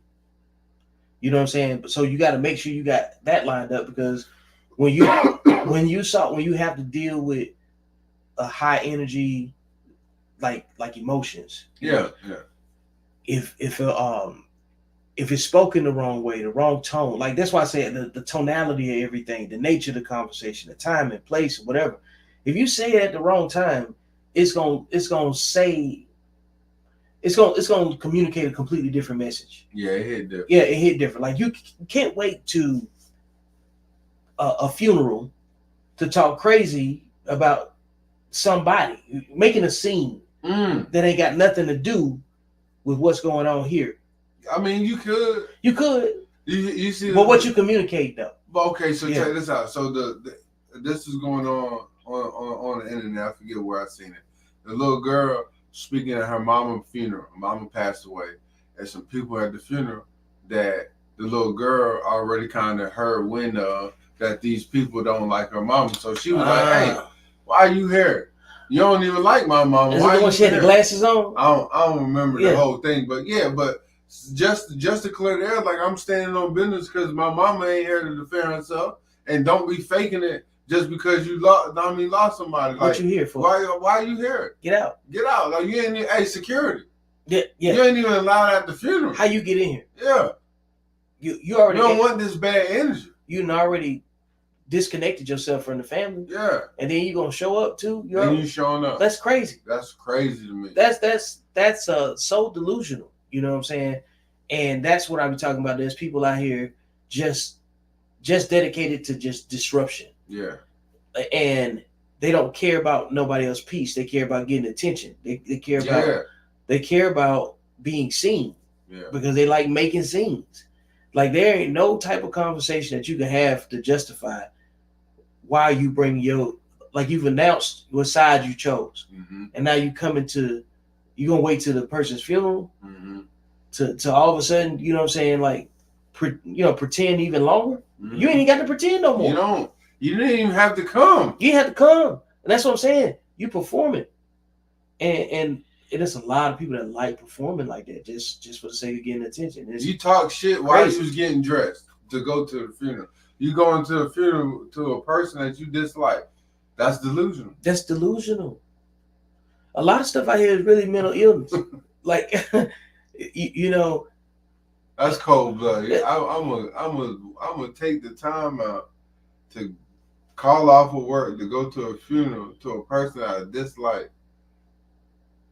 And then pretend I liked them. Damn. You really just came there to make sure that they was dead. If you just wanted some fried chicken, just say that. Yeah, you came here to eat. You came here to eat. You're trying to leave with the repast plates. Yeah, you try to get the repast plates. Yeah, you crazy. Funky ass. Yeah, like you know what type of a loser, a leech to the end. Like you talk about a leech. That's a true energy vampire. Damn, I hope like choking. imagine having a mindset where you say, "Yeah, I'm just gonna pull up. I'm gonna stun on these folks at this funeral, and I'm gonna take the life out of the room." Yeah, like literally at the funeral, taking the life out of the room, like purposely. Yeah. Something's wrong with you. Yeah, you can't trust nobody like that. Man, like. By the time you get to the funeral, the body been prepped for like 2 weeks, depending on whatever situation, 2 weeks max. Mm-hmm. So you already been out of here, and then you gonna come to the funeral to make sure. Mm-hmm. That's something cold right there. Yeah, man. And somebody heard you. I gotta talk about you at that point. So it's just best don't look. I ain't coming to no more funerals. You know what I'm saying? Like man, it got to be the right one. It got to be the right one because people feel real comfortable with airing out their emotions in a negative way in a vulnerable time. But it's just simple things. Just mind your damn business, mind your man. Business. All that energy that you had to hate on somebody else or dislike somebody else or whatever that damn negative emotion that's attached to it, Just use that energy to better yourself. That's it. That's it. That's way That's more. That's all you got to do. That's so irresponsible to dedicate time to hate somebody. Yeah. That much. You know what I'm saying? Like, I know people you hate on mismanaging guys' time. Man, it's evil. Yeah. And that's why it's a mental disorder. That's why, like, you got to have some kind of alternative reality that you're living in. Yeah. So I know everybody else's reality is, again, talking about time. But time. Look what people do with their time, bro. Everybody don't do the same thing with their time. If she was a disciplined person, she would do things different with her time. Right. But it's clear that based on behavior, she's extremely undisciplined, right? So undisciplined people dedicate their time to undisciplined activities. Yeah. Yeah. Man, you going to go be a spectator at a funeral of somebody you don't like. Yeah, that's wild. Like, and it's the same concept of whether or not people like Floyd Mayweather or not. A lot of people watch him to see if he gonna lose. But that right there, that's another level of coldness I've never heard. You know what I'm saying? Like, not like that. I get, like, I even understand killers showing up at the funeral. You know what I'm saying? I understand it. You know what I'm saying? But, like, not liking someone, because, like, if you got a killer, they're gonna be playing some secrecy games anyway. But this is deliberate. Everybody knows that you didn't like the person that passed. Mm-hmm. And everybody knew about it in advance. Mm-hmm. And then you showed up and thinking, like, you gonna get all, like, not over the dead body. Right. Somebody gonna say something. Yeah, you wishing ill will on me, and I'm already laying in the casket. Yeah. And, you know, everybody got to come by and say a few words to you. You already kind of spit on my damn shit. You trying to spit on my grave. Yeah. Like, what did she do? Yeah. To make, you know what I'm saying, that situation, you know, real. Like, what's the history on that? And again, going back to minding your business. You know what I'm saying? So mind your business, man. I don't want to know what it is to be connected to somebody that can hate you that bad. Mm-hmm. Ever. And that's just something, like, very, very weird to observe. So that's why I'm like, when I start seeing weird stuff, I just call it a mental illness, man. Like, you gotta be mentally ill to think everybody got the same level of accountability. Mm-hmm. Because if everybody don't have the same level of discipline, what they're accountable for ain't gonna, you know what I'm saying, ain't gonna match up. Mm-hmm. Well, if they undisciplined, their accountability is gonna be different than a disciplined person. There's certain things that either person pays attention to. They don't see the same thing. Just like we talk about life at 65 and 70. You know what I'm saying? The things that we talk about are relative to what our quality of life is, the quality of life that we're aiming at, right? Amen, yeah. Mm-hmm. So that's way different than somebody saying, hey, let me hold $10. Yeah. So we got to be careful about. It makes me even more, you know what I'm saying, wary of being careful of who I talk to about whatever plans I got. Yeah. Like, the more and more, you know, like it's almost disrespectful too. Like, just $10. Yeah. That shit is how you get in my phone? Right. Like, how did we get here? $10. Damn. And I probably had to get off the phone too.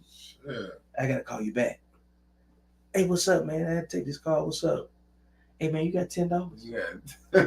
Dog, Who is this? Who is this? What are you doing? New phone number. What are you doing? Yeah, damn. Instant turn off.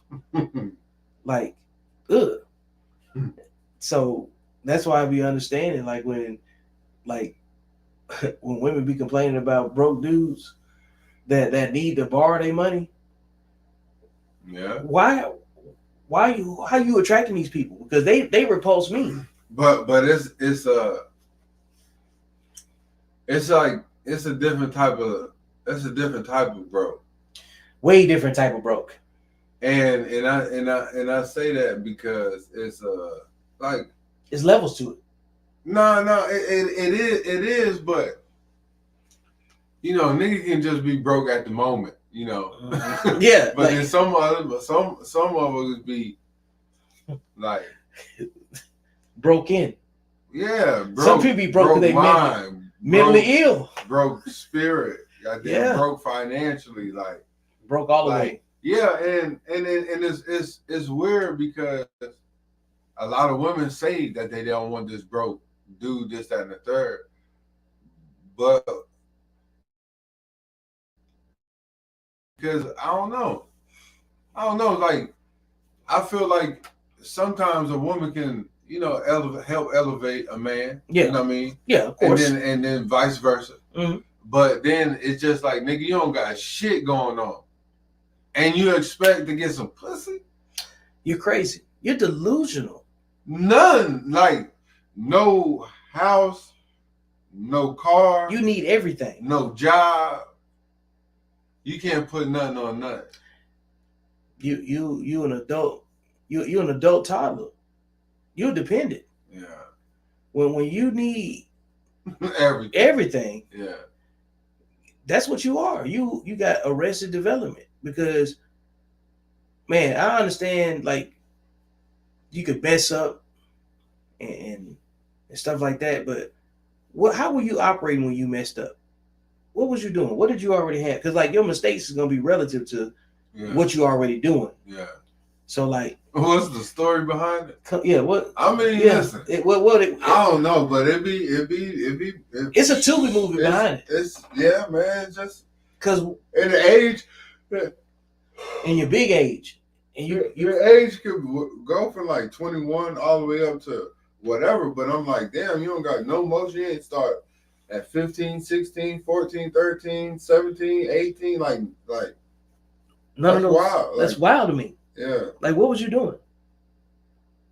Like, what did you think was gonna happen? Like, it's like some people didn't, and that lets you know that everybody don't have the same experiences.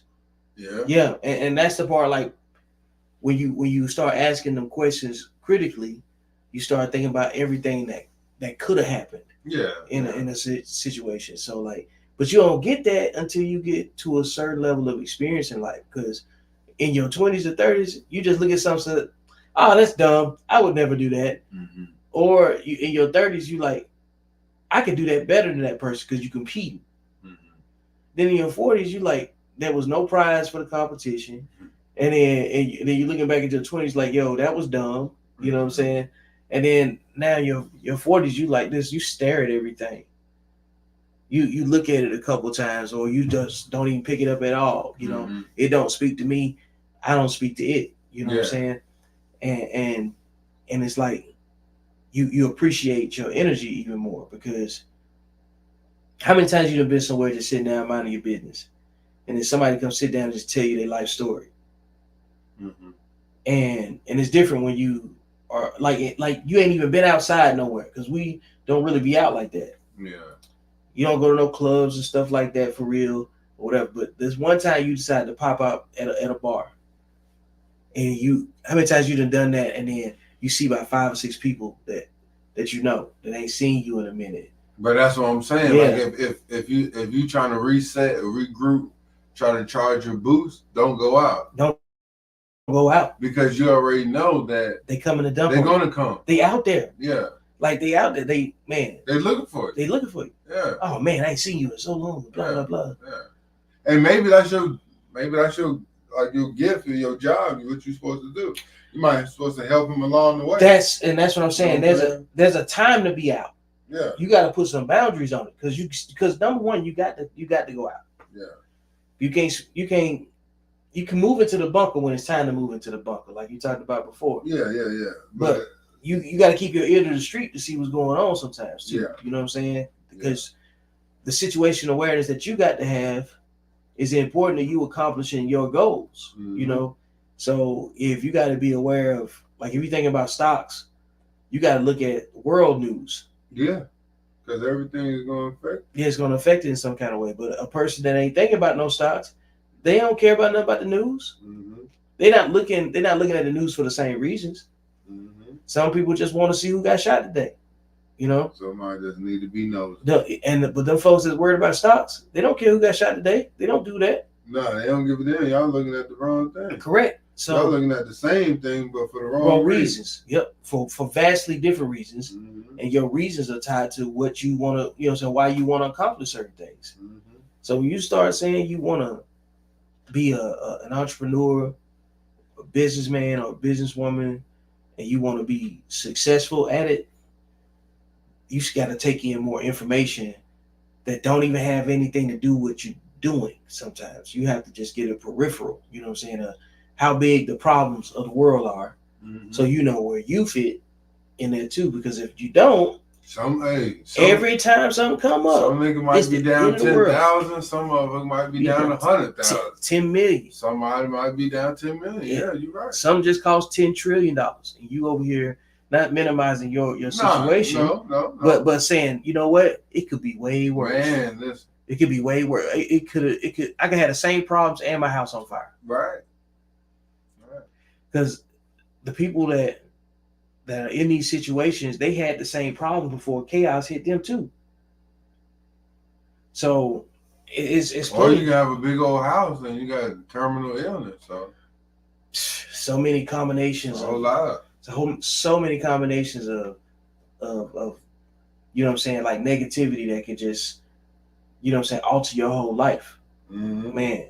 And to be young enough and got enough wit about yourself to take advantage of it and make up for, you know, like your learning experiences and capitalize on and replay the play. You know what I'm saying? Mm-hmm. Everybody don't get a chance to do that. Mm-hmm. So that's why time is very important in general, but but the value of time is different from person to person based on what they want to accomplish. Mm-hmm. If you just want to make it to the weekend and drink, you're going to spend your money like that from week to week. Mm-hmm.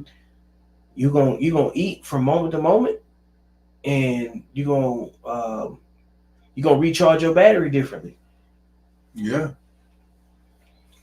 Yeah. You gotta understand what you got right now, what you got to you know, what you got planned, mm-hmm. and you got to find a way how to get there. And some people you might have to let go because they might be holding you back from getting to your destination. Yeah, man. And it's man, for real. Like when the conversation get that deep, and you know, like you start seeing where everything just meshes, and you either can do something or you can't. And you got to be really honest about that. You know what I'm saying? The older you get, because you can't wear the same weights that you know what I'm saying, that you carry, you know what I'm saying, from your 20s.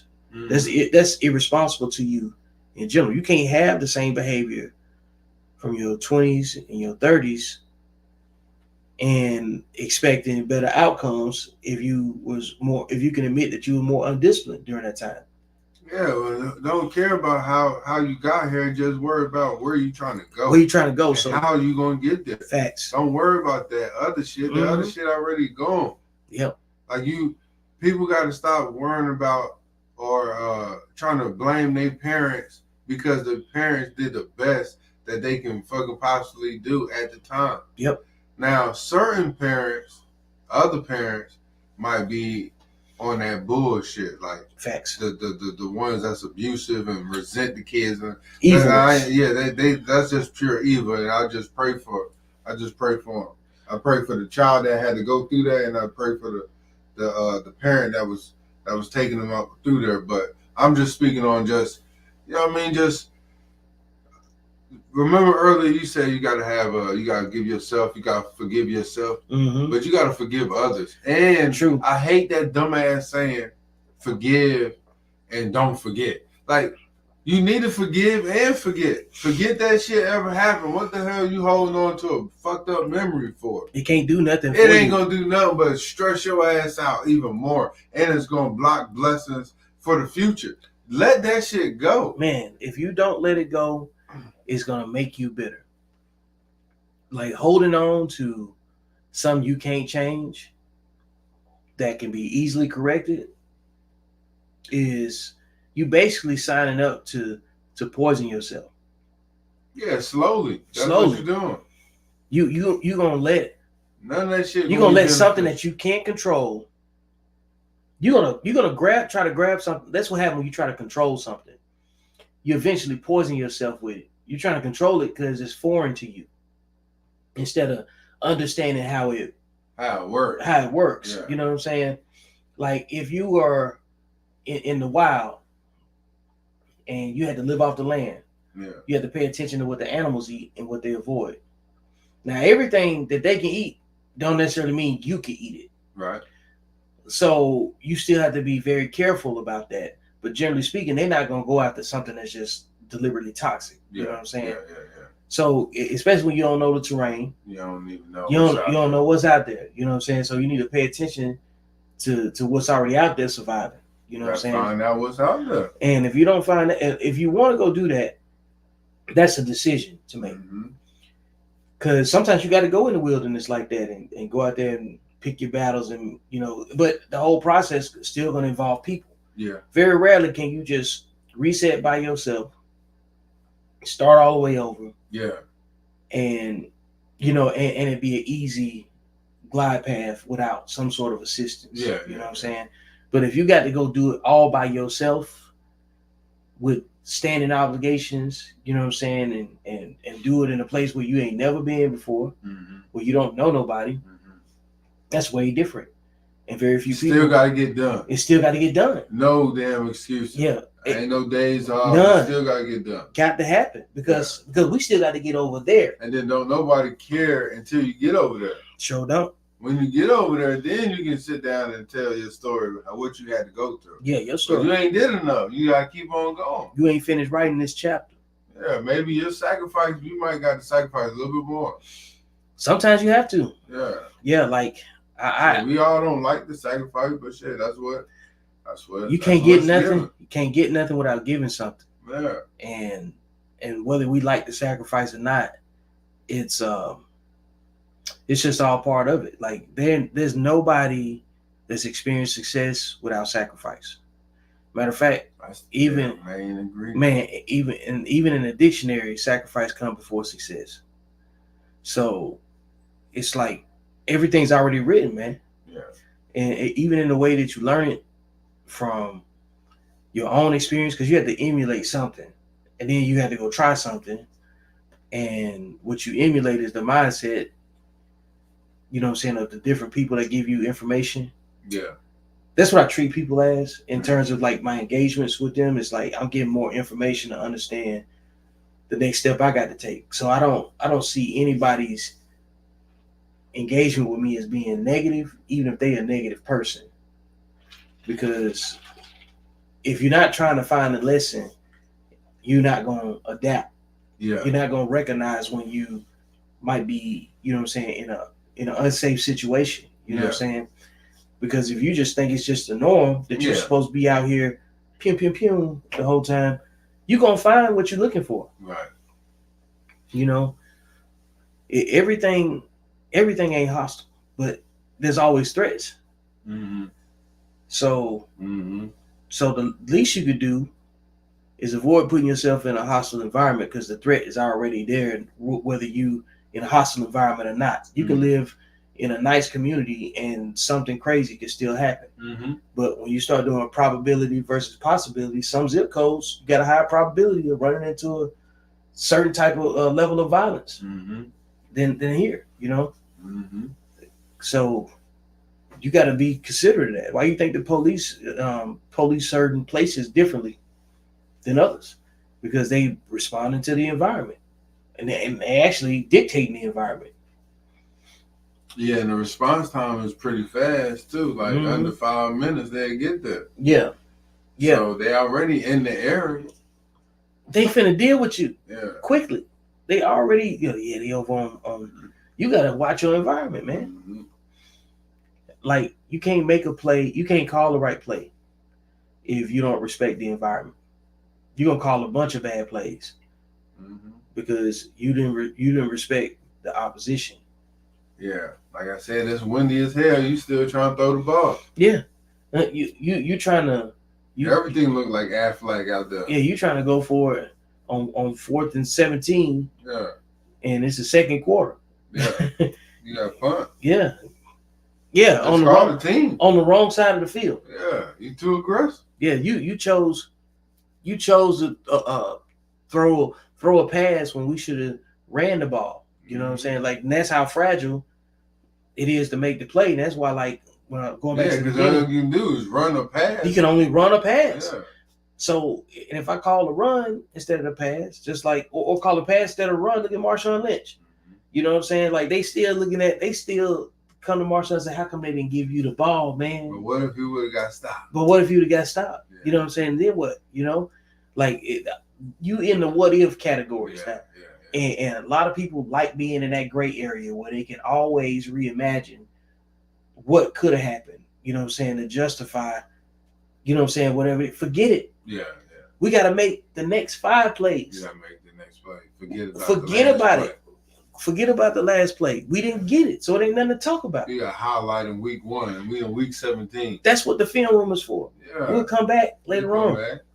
You know what I'm saying? We're gonna admit where we made mistakes, what we didn't see, and then we're gonna drill that out of the situation. You know what I'm saying? Yeah. Because those things that come out over time. It's just like, you know, you go from, like, it's like lifting weights. Yeah. You used to have a need for a spot on a certain weight, but now you don't need a spot on everything. Yeah. You know, and once you start training yourself enough for that way, you start being a lot more independent. And that's how it is when you work on yourself. You know what I'm saying? Right. You become less emotionally independent. You become less emotionally dependent on certain gratification things. Like, you don't need to go out all the time. You don't need to be around everybody. You know what I'm saying? Right. Because you've experienced what it's like in isolation, and you know the difference when you go out and around other people that, you know what I'm saying, they don't necessarily make you feel safe. Somebody has PTSD too. Yeah.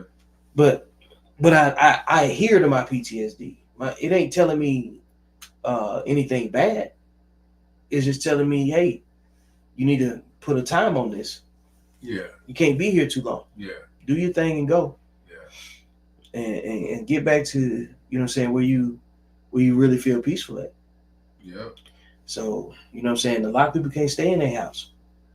Mm-hmm. They got to be out. They got to be out because they ain't at peace at the house. With themselves. Mm-hmm. When you at peace with yourself, you don't always feel yourself. It just costs too much to be outside, and like, think about why it's a big gap. If you go out every weekend, that's X amount of dollars that you could be saving on, putting into something that's positive. But it's short-term happiness or whatever, and you like, it's euphoric. Yeah, but I'm saying, like, if you go out every weekend and you just really like don't have enough money to do anything else, you just going out to okay, this week I won this week.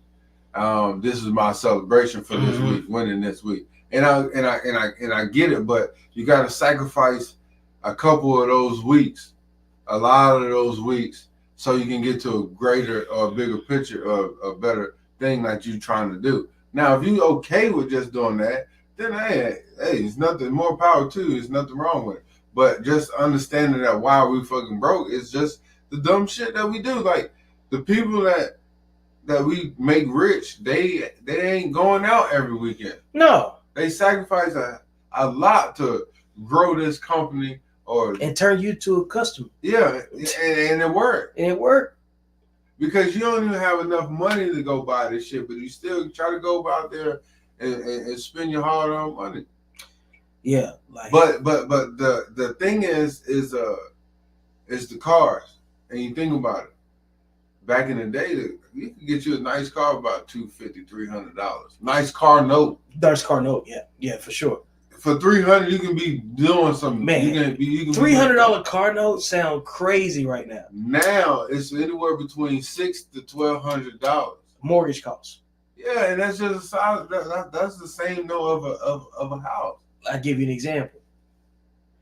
I was looking for a car. You buy some bullshit, then go invest that money into a house or a property. Now you got some. That's why, like, I went to a couple dealerships, just kind of like price some competitive cars. Mm-hmm. And I went to this Hyundai dealership, and they had this car. I can't remember what it was. It was their luxury line or whatever. It wasn't an Ecus or nothing like that. But the car was like $48,000. I was just looking at it for price wise, and you know, got a little 4-cylinder, little turbo, whatever. It's still a Hyundai though. Mm-hmm. You know what I'm saying? And then we get to talking numbers, and this guy said, "Yeah, it'd be like $1,108 a month." Mm-hmm. I'm not giving you $1,100 for a Hyundai. Mm-hmm. You know, I thought about it. You know what I'm saying? I went at least a BMW, because what do you want to spend $1,100 a month on? A BMW or a Hyundai? Mm-hmm. Because if it's still got to spend, and then now it's sitting on my DTI, Mm-hmm. it's just better to just lease, Mm-hmm. because cars cost what houses used to cost. Yeah. Yeah. Like, cars are now a mortgage. Mm-hmm.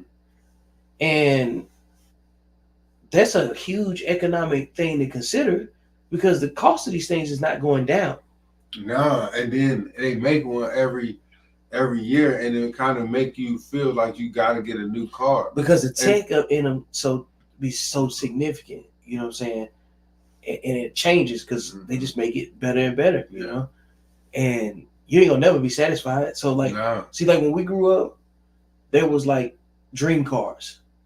That was always discussed. Everybody wanted a Chevelle. Everybody wanted a certain pickup truck. You know what I'm saying, or something like that. Yeah. We ain't got no dream cars no more. I do. I'm always having one. Well, I'm talking about like it ain't no forever car to come out. Like if, I got you. Like if I get this car, I will never. That ain't none of that no more. You know what I'm saying? Like old schools, they the time machines. You know what I'm saying? The stuff that didn't have no GPS in it, and none of these electronics. Real metal. Yeah, real metal. You know what I'm saying? They got their own era. You know what I'm saying? Their own designation. Yeah. But all these cars has got this tech and all this comfort and everything else. None of these are forever cars. Like you ain't gonna. I'd be surprised if there's a show 50 years down the line where they look back at the 2023 Hyundai Elantra. Mm-hmm. I don't believe it. Mm-hmm. You know, versus like when a few years ago they have a show and they look back at a 70 something model car that was, you know what I'm saying, the talk of the town or whatever, because people don't really care about cars like that. Mm-hmm.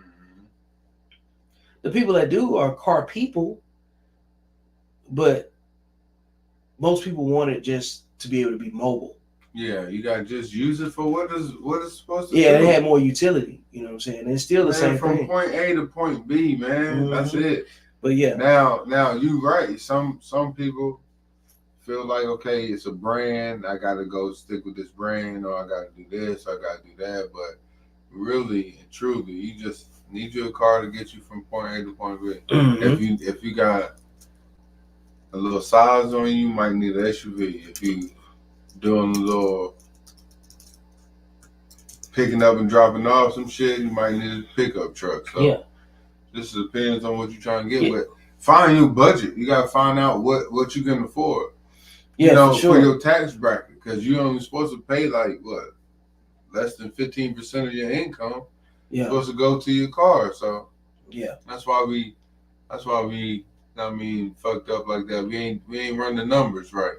No, and then when they changed it, like you remember, it used to be car notes that was like 3 years or 5 years. Yeah, now it's like 7 years. Yeah, and then that's why they're trying to make sure that they get. Yeah, you buy the car for this much, but you really paying this much because your interest, and you kept it for 7 years.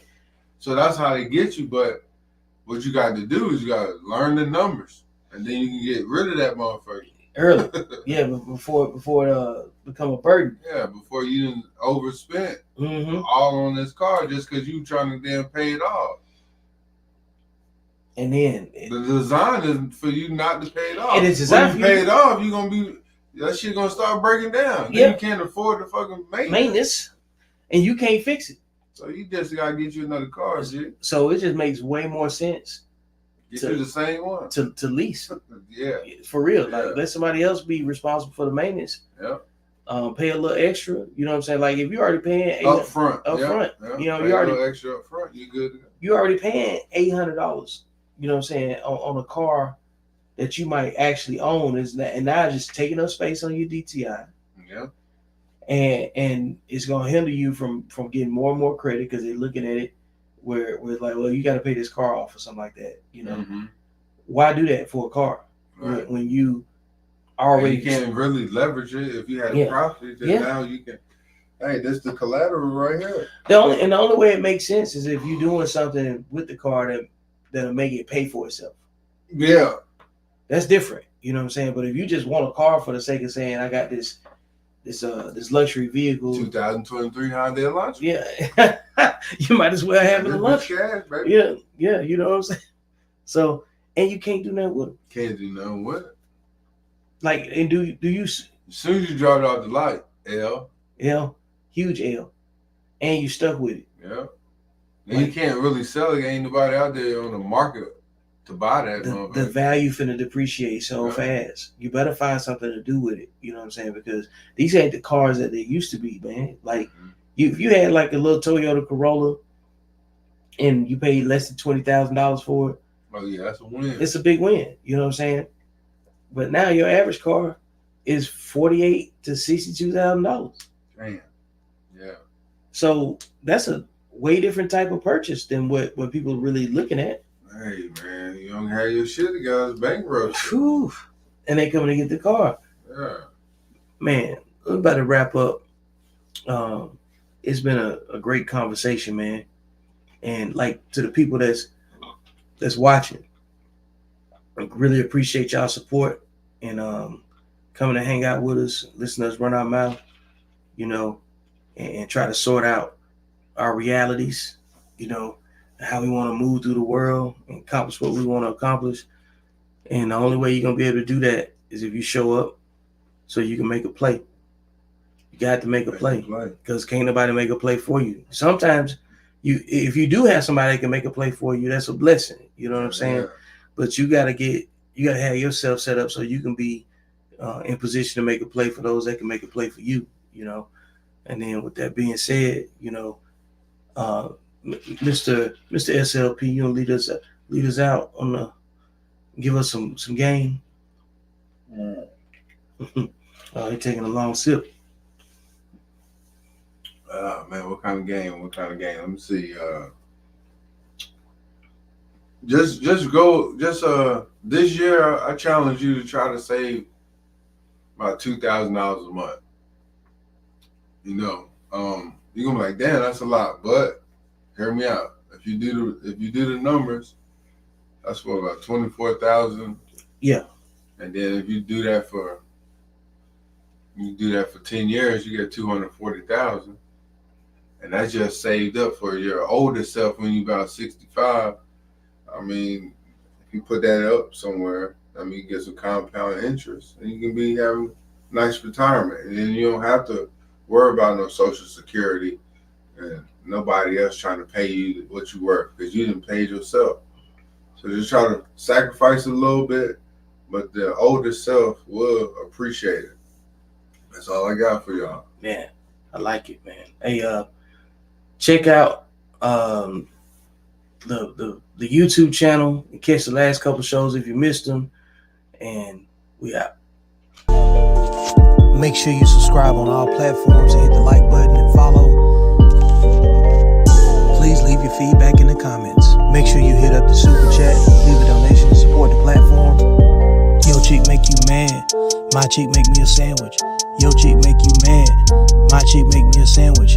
Go cop the shirt, visit the merch store, shop with Accountable Masculinity, and support the platform.